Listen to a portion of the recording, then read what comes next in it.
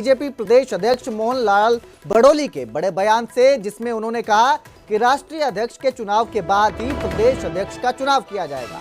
6 जुलाई को जिला संगठनों का ऐलान किया गया है, उनका संगठनों का ऐलान हुआ तो मोहन लाल बड़ोली ने यह बड़ा बयान दिया है। उन्होंने कहा है कि राष्ट्रीय अध्यक्षों के चुनाव के बाद ही प्रदेश अध्यक्ष का चुनाव होगा, उसके बाद ही चुनाव की प्रक्रिया शुरू की जाएगी। तो इसका मतलब साफ है कि पहले जो है राष्ट्रीय अध्यक्ष के चुनाव की प्रक्रिया होगी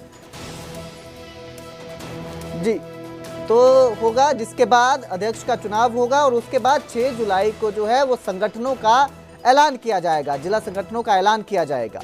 तो मोहन लाल बड़ोली का ये बड़ा बयान सामने आया है। प्रदेश अध्यक्ष के चुनावों को लेकर यह बयान सामने आया है, जिसमें उन्होंने कहा है कि पहले राष्ट्रीय अध्यक्षों के चुनाव होंगे और उसके बाद ही चुनाव होगा और जल्द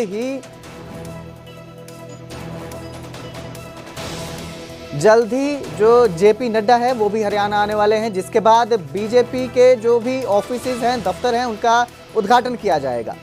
तो 6 जुलाई को जिला संगठनों का ऐलान किया जाएगा। राष्ट्रीय अध्यक्ष के चुनावों के बाद ही प्रदेश अध्यक्ष का चुनाव होगा। बड़ा बयान ये सामने आया है, बीजेपी प्रदेश अध्यक्ष का बयान है।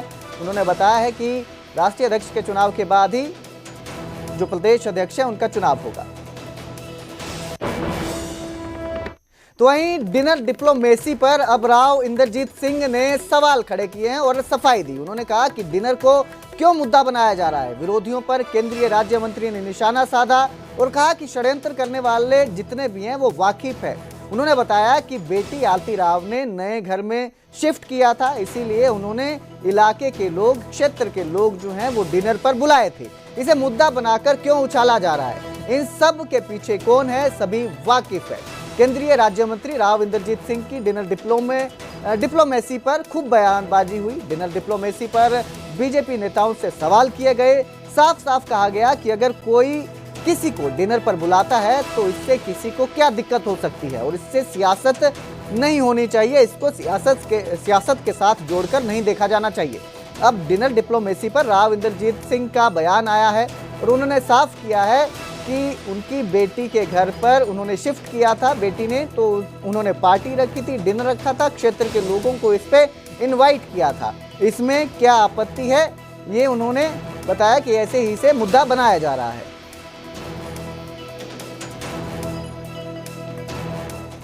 दिल्ली का ये असर हरियाणा के अंदर नहीं पहुंच रहा, ये मैं समझ नहीं रहा। कोई बीजेपी वाले ने, किसी ने ये नहीं कहा कि क्यों किया है। मेरे पास 2-3 मंत्रियों के, 2-3 एमएलए के फोन आए, यदि हमारा नाम उछल रहा है कि हमसे पूछा गया कि भाई क्यों तुम खाने पे चले गए, क्योंकि हमारे से तो किसी ने पूछा ही नहीं है। अखबारबाजी कैसे हो रही है, वीडियोग्राफी कैसे हो रही है, ये यूट्यूब में वाले कैसे कह रहे हैं। और ये कंबल सखी जैसे प्रोग्राम अगर भारतीय जनता पार्टी के आदेश अनुसार होते हैं तो मेरी बेटी का घर पहली बार जब अगर हरियाणा के कैपिटल के अंदर बनता है और वो कहते हैं ना हाउस वार्मिंग, कभी सुना आपने, अंग्रेजी बोलते हैं हाउस वार्मिंग। नया कोई जाता है तो लोग बुलाता नहीं है लोगों को, नेचुरल सी बात है, वो बुलाता है तो पहले अपनों को ही बुलाएगा ना। तो हमारे यहाँ के लोग, ये दक्षिणी हरियाणा के जितने भी लोग हैं, ये सारे हमारे साथ जुड़े हुए हैं। इनके एमएलए हमारे साथ जुड़े हुए, इनके जनसभा वाले हमारे साथ, जनता वाले समाज जुड़े, तो उनको एमएलए को बुलाया कि मेरी बेटी का भी यहाँ पे घर हो गया है, अगर तुमने एमएलए हॉस्टल में नहीं खाना हो, कोई दिक्कत हो, तुम यहाँ पर आकर के खा लिया करो, पानी पी लिया करो, हुक्का पी लिया करो, ये घर है तुम्हारा, इस तौर के ऊपर बुलाए वो। और उसके बाद इस तरह की बयानबाजी जो यूट्यूब में हुई है, अनर्गल बातें, बकवासबाजी है, कुछ नहीं हुआ। और भारतीय जनता पार्टी की तरफ से ये आदेश है कि भाई तुम आपस के अंदर कुनबे को बढ़ाओ, भाईचारा रखो। और हमको ये चाहते हैं, मैं तो पहले से करता आया हूँ, ये दिल्ली में भी करता आया हूँ, और अब मेरी बेटी को घर मिल गया तो वहाँ पर भी करने लग जाऊँगा। ठीक, यहाँ भी करता हूँ, अगर यहाँ पे करता हूँ तो यहाँ बुला लेता हूँ लोगों को, दिल्ली होता हूँ तो दिल्ली बुला लेता हूँ।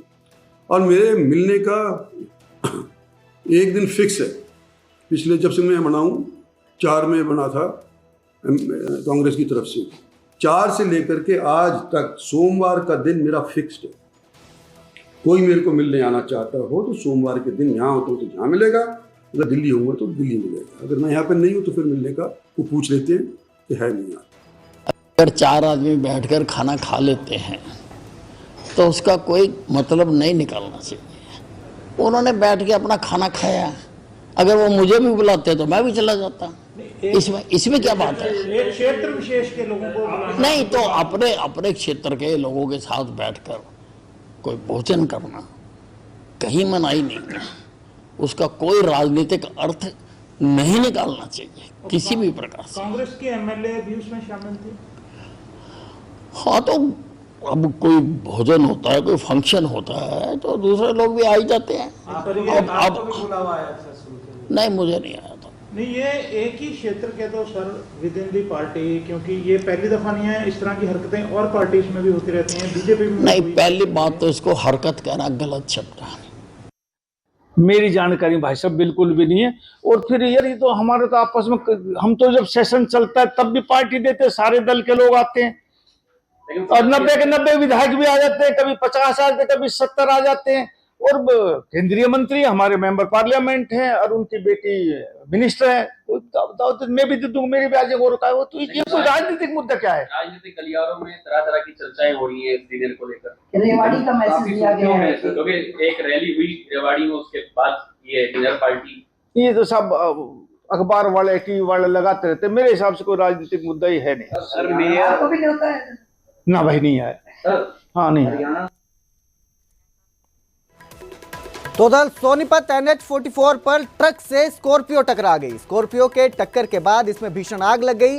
हादसे में 3 युवकों की दर्दनाक मौत हो गई। जिंदगी और मौत से जूझ रहा एक युवक है जिसका अस्पताल में इलाज चल रहा है। मृतकों में बागपत के सिलसली और बिनौली के युवक शामिल हैं। देर रात सेक्टर 7 के फ्लाईओवर पर यह हादसा हुआ। ये युवक जो है खाना खाकर लौट रहे थे, उसी वक्त इनकी गाड़ी की ट्रक से टक्कर हो गई।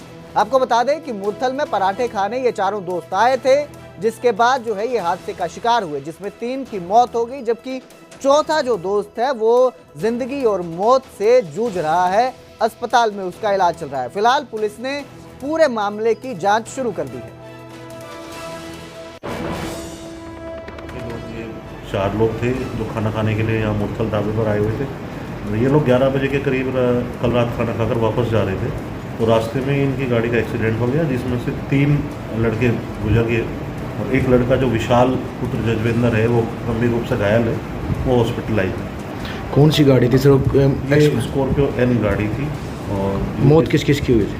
ये प्रिंस पुत्र रविंदर निवासी बिनौली जनपद बागपत, और आदित्य पुत्र जितेंद्र निवासी बिनौली, और तीसरा लड़का है सचिन पुत्र लोकेंद्र, ये निवासी सिरसली जिला बागपत। क्या करते थे सर?